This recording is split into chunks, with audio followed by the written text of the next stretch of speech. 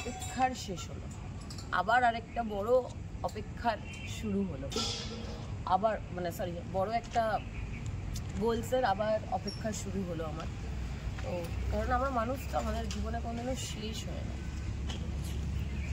প্রত্যেক দিন কিছু না কিছু ইচ্ছা আকাঙ্ক্ষা বাড়তে থাকে, আর আমরা একটা একটা করে অ্যাচিভ করি, আমরা একটা একটা করে যাই। সবার কাছে আমি বলেছিলাম যে আমি লাইফে, অনেকেই বলেছিল যে নন্দিনী তুমি তো একটা ভালো রেস্টুরেন্ট খুলতে পারতে, কিন্তু আমি সবাইকে একটাই কথা বলেছিলাম যে রেস্টুরেন্ট খোলাটা বড় কথা না, ওটাকে কন্টিনিউ করাটা বড় কথা। গরমে কষ্ট হবে না ভাই, হাত পাখা দরকার নেই, আরামসে সবাই চিল মেরে থাকতে পারো।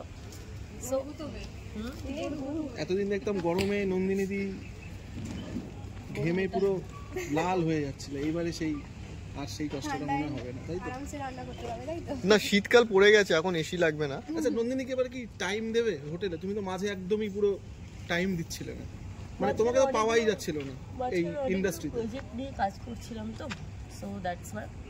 আর যেমন বলেছি যে এই রেস্টুরেন্ট স্বপ্নটা অ্যাকচুয়ালি আমার বাবার, আমি আমার বাবার স্বপ্নটাকেই পুরো করছি, আর অ্যাকচুয়ালি আমি করছি না, আমার বাবা নিজের স্বপ্নই নিজে করছে।